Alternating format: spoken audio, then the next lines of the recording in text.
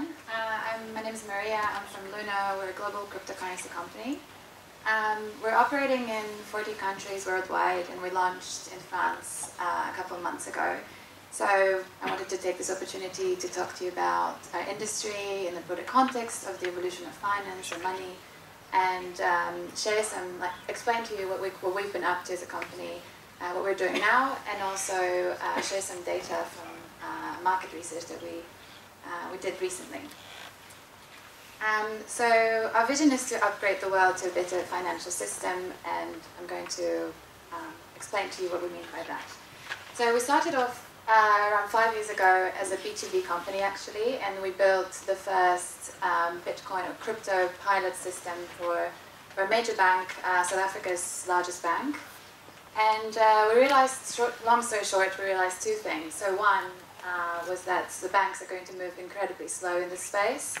And two, that a lot of banks at the time and now were very obsessed about blockchain, solving all of the issues. And the problem was that the issues were actually not technology-based, they were human issues. So for everybody here who's very excited about blockchain, what we realized and learned about cryptocurrencies, we operate exchanges, so obviously that's very important for professional traders and makes it important for the wallet to work. And we also make APIs that for businesses and ironically for banks as well.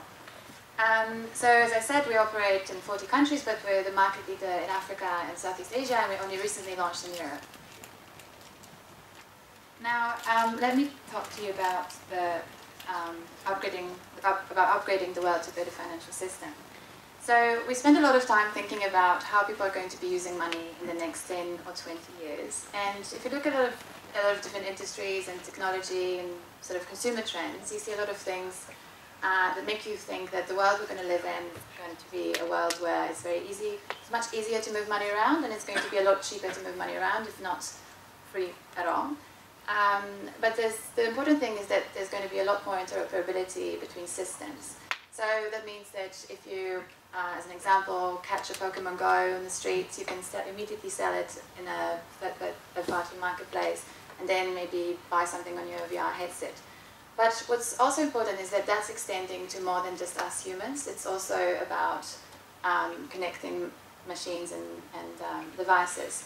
So when people talk about banking the unbanked, they usually think about billions of poor people around the world. But what's important is that it means that there's a lot of devices that will need to be banked, and it's very unlikely that's going to happen in the current financial infrastructure. So the opportunity is actually that we need to have trillions of devices that will need to be banked, and that's going to have to be facilitated. So there's a lot of things that this new financial system will bring, and there's a lot of things around better privacy, easier compliance, better compliance, and better user experience. But I'm not going to go through all of them. What's important, what I want to share is that when we speak to a lot of fintech companies or banks or even regulators, it seems that we're all sort of agree about where the future, what the future is going to bring and the sort of long-term goal. But what we disagree on is more around how we're going to get there and how long it's going to take. So there are a lot of companies doing this already, and I'm sure you know a lot of them.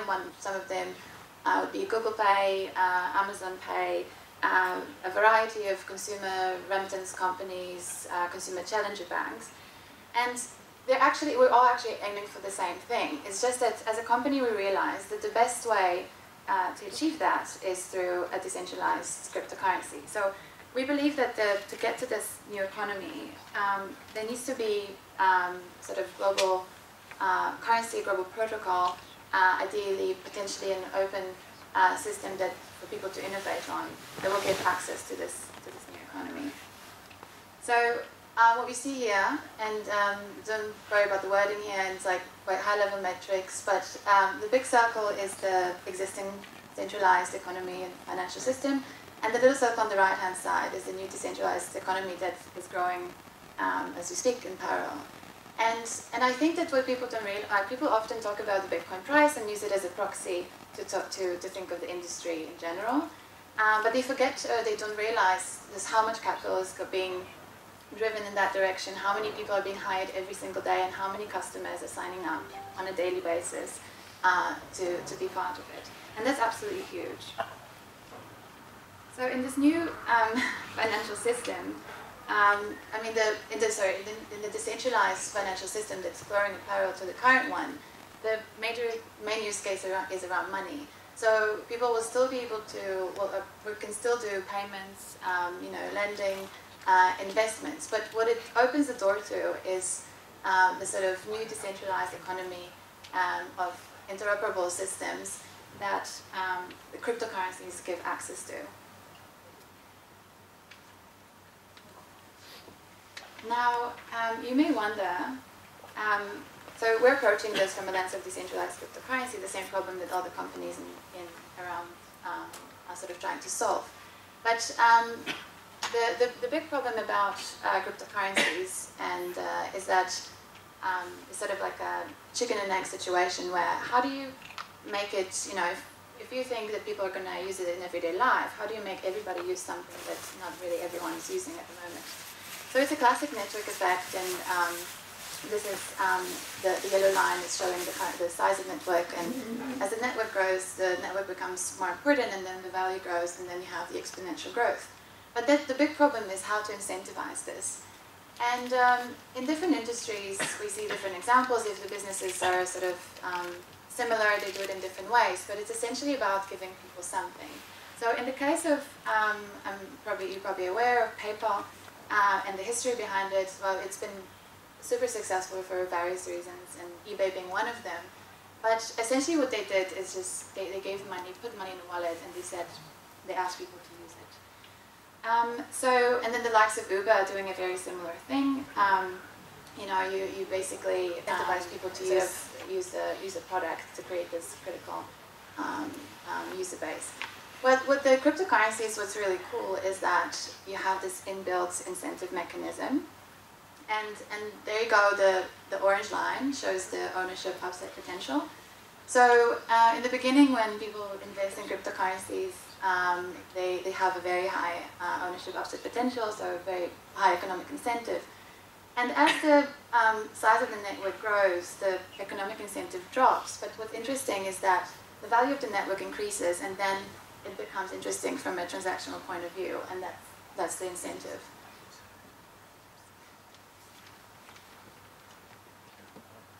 So what's important is that you know, we're not a gambling company and we're not an investment company, and what we're really trying to do is just give people access to this new economy and change the way that people use finance and transact in everyday life. But the problem is mass adoption right now. So we actually have to go through a phase where the biggest drivers of adoption are is greed, and the people that will qualify as greed as opposed to need driven individuals. So greed would qualify as active trading and speculative buying, and the reason behind it is because we don't have this you know, critical base of users, we don't have a lot of use cases, and there's a lot of factors around trust, security, and regulation that we need to struggle with to actually raise awareness and get more people involved. So these are some macro factors that I don't have to go through in detail that are driving adoption, and again, it's use cases, more awareness and acceptance, infrastructure and distribution, favorable media and regulatory views. As you know, I'm sure we're struggling around this, and you know, the lack of those is not really, you know, changing the perception of the public, and it's not really encouraging a lot of sentiment around you know, feeling secure and trusting this new solution. So better data user performance, fragile global economy, a huge factor, and then launch of ETFs, institutional participation, and network scaling issues being addressed. So having those things in mind, I wanted to show you quickly some data that we found out when we commissioned a research company called Cantor TNS in October this year to find out about 10 markets that we're operating in. One of them was France, and the goal was to see what's the sort of current level of penetration in terms of awareness, who's using around cryptocurrencies, who's using cryptocurrencies, why people do it, where do they see the value, etc. So obviously the sample size was diversified, and the key demographics around age, region, domestic status, etc., was gave a balanced sample, and each sample was above 1,000 respondents, and all of them 18 and over. So the key findings were actually not super surprising, and they're quite in line across all the markets that we looked at, and we looked at several European markets as well as our big sort of core markets in Indonesia, Malaysia, and South Africa.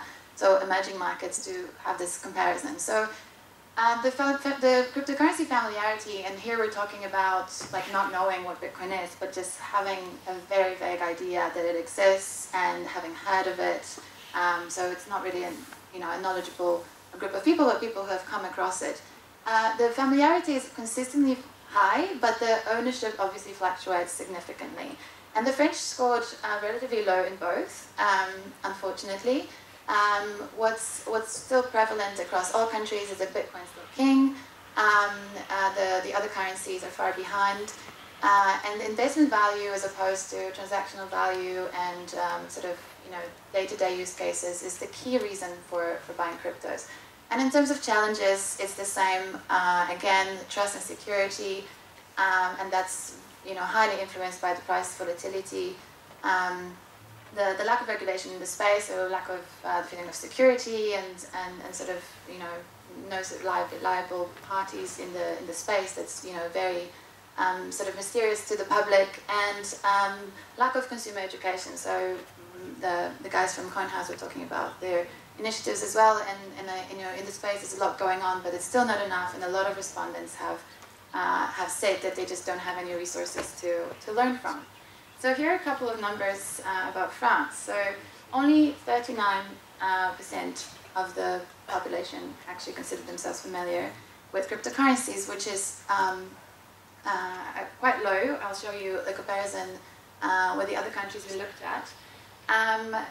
The fact that men are more familiar than women it's quite there's no other market where we found women to be more higher in terms of awareness, and Bitcoin leaving other currencies far behind, but Ethereum and Dash are in the top, number 2 and 3 across all markets, and then Paris is definitely number 1 in terms of a regional split in the context of awareness, ownership, and again, investment value is over 50%. Only 15% uses to transfer to friends and family, but half of the people who own cryptocurrencies would love to see some actual applications. And here is the global cryptocurrency landscape that we looked at. So you can see Bitcoin far ahead of everybody else. And then the ownership, there you can see France at the on the far right, and while the actual familiarity is pretty low, but it doesn't really stand far from the other European countries, it's absolutely drastic difference when you look at South Africa or Indonesia. So what we see here is that the actual collective mindset change has happened in the emerging markets, and they're actually on track to change this next generation of finance in the locally in the finance system. But Europe falls far behind, and it's it's an opportunity, but also a huge challenge around those key pain points, trust and security, regulation, and lack of education in the space. So just to wrap this up, I think that a lot of people say that a little over-eager about how we're going to get to this new financial system, and the old financial system took a few hundreds of years to be built, so it's not going to happen at a snap of your fingers. But we're at this first stage. We're actually bridging the old and the new, and this is what we're doing at Luno, where we're just trying to have everyone just dip their toe in cryptocurrency space, and this is going to drive this awareness and drive this adoption, so that we can reach the place too which is about growing the ecosystem, where the merchants are going to join, where the institutions and banks are going to enter the space. And only then we're actually going to be able to talk about the cool stuff and the fuzzy future that all those other companies in the space are thinking of, where we can leverage this paradigm and actually use the new economy for decentralized purposes and actually improve people's way of living. So this is going to happen for a while, but what we're trying to do, well, we can, there's a lot of unknowns in this industry, and nobody can say that it's going to be Bitcoin that's going to make it, that Bitcoin is going to scale, that it's even going to be a cryptocurrency. We don't know any of this. But what we know for a fact is that the way people use and think about about money is changing. And it's going to change. And we know this because it's happened over and over again in history. If you guys read about the history of money, it's happened over and over again. And we just happen to live in this time of change. It's happening now. And what we're doing is we're trying to build a platform that is going to help this journey to the new financial system. Thank you, that's all from me. If you guys have any questions, please go ahead. I'm fine, I'll just... Where's did it work again? Yeah. Yes. Maybe it won't work after, but Great presentation. Just one question that actually you came up with something that's very true, which is that a lot of people look at crypto as a great way to invest. And the purpose of it is not only store of value, it's actually to bring in transactions. Coming from the side that you're based in South Africa, and as well you're saying you're on banking on banks and you're in South Asia as well, do you think that it's more likely that in South Africa and in Africa and other developing countries you'd see that crypto will be more adapted to mass adoption for transactions value, or it will remain pretty much similar to here, whereas a lot of people have Bitcoin, but how much transaction has someone done in the past month or two? Probably it's zero, right? Yeah, so I think that it's, the motivation behind buying cryptocurrency in emerging markets is very different to the motivation in the third world countries and to what's happening in Europe. And what we see, I'm hoping that the regulation is going to be driven forward in Europe first, and that we're going to clarify a lot of issues around this space, and that people will be able to see this transactional value because they're going to be more open to see cryptocurrencies as a legitimate asset. But we're moving relatively slow in Europe, and it's moving a lot faster in for example, Southeast Asia, and the customer, like the investment value, the number of active trades, and just the legitimacy of those of cryptocurrencies is a lot higher in those markets, and we see, I'm not sure if like daily transactional situations are going to happen in those countries first, but definitely, the appeal behind doing cross-border payments is one of the key sort of drivers for them. Great, thank you. Anyone else? Who has some questions? Thank you, guys. I have one question. Thanks. Yeah, so I wanted to ask, maybe you can tell me a bit, quickly about your personal experience, how you got attracted to blockchain and cryptos, who made you addicted to this space, and do you invest yourself now? Do you keep still crypto in your portfolio, or are you now short or in cash?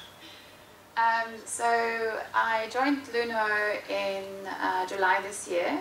I've been into crypto myself for not a very long time, just around 2.5 years. So I have invested, and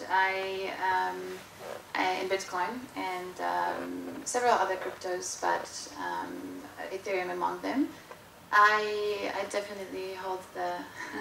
I didn't sell all my crypto, so I definitely see the sort of long-term application. But what really, I was just experimenting. I've learned something about it, and I was interested in the space. But when I joined Luno, there's a lot of the company's been around there for a long time. Like some of the people who joined Luno, they moved into the space very early on, and exactly the ownership upside potential was then a bit higher. But what I really like is the sort of long-term vision, to be honest. I mean, it's amazing that, you know, you can do arbitrage between exchanges and make a lot of money, and, you know, get the right investment advice, etc. But we're not doing any of this, and for me, the really appealing part of this industry is the long-term application.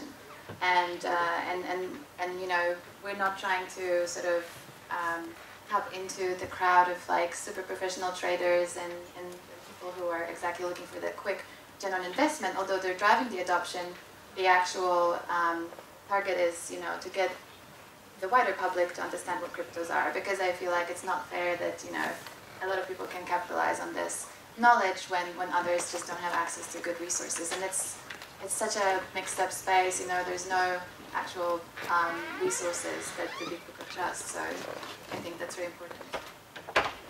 Okay, just last question. Okay, one last question. We have one last question from our guest from Switzerland. Okay, thank you very much for your presentation, first of all, and the piece of research you put together. Just one question. We know that we have Coinbase out there that is a giant. Mm-hmm. On the other side of on the other corner of the piece, we have Binance, that is another giant with a very different approach, much more aggressive, while Coinbase is very conservative in his approach. Mm-hmm. So we have these two players now in place. So what is your strategy to become the next Coinbase, I guess, because it's your positioning? Yeah, so I mean, there's several things that, you know, the key differentiators are around, you know, us being, the company is a South African company. We built our product for mobile first. Our users in emerging markets don't rarely use desktop. So in terms of UX being super slick and easy and all the functionalities being available on mobile, that was I think that's, you know, in that sort of ranking, our app would be considered really incredibly easy. But the approach is that, again, you know, we're trying to democratize the use of cryptocurrencies. And we're trying to localize as much as possible, which I don't see other companies doing. So I think they're all fantastic, and I appreciate all the players that are legitimate in the space that are driving that adoption. You know, the space is super small, it's a relatively small market. But what we're trying to do is localize as best as we can. So in each market we have local languages, local customer support, local payment methods, and solutions that are just in demand wherever we go. So for example, here today, I think you probably announced this earlier, but I'm doing product testing, so if you guys can sacrifice 10 minutes to answer a survey about our app, we give people free Bitcoin to, you know, just play around or withdraw, do whatever, but like, we're just trying to make it as good as experience everywhere we go. We're not trying to scale our product as it is in South Africa or, I don't know, Indonesia, the same as it is everywhere. So we have this like very selective approach in terms of, you know, trying to localize and offer something different and tailored to the community. And also the educational side of what we do, I think, is very important and very, very unique. So we do, you know, meetups, conferences, but we produce a lot of content for beginners and for all levels, actually. But we're trying to be this, you know, point of reference in terms of education around cryptos. Okay, thank you. Great. Thank you. Thank you very much.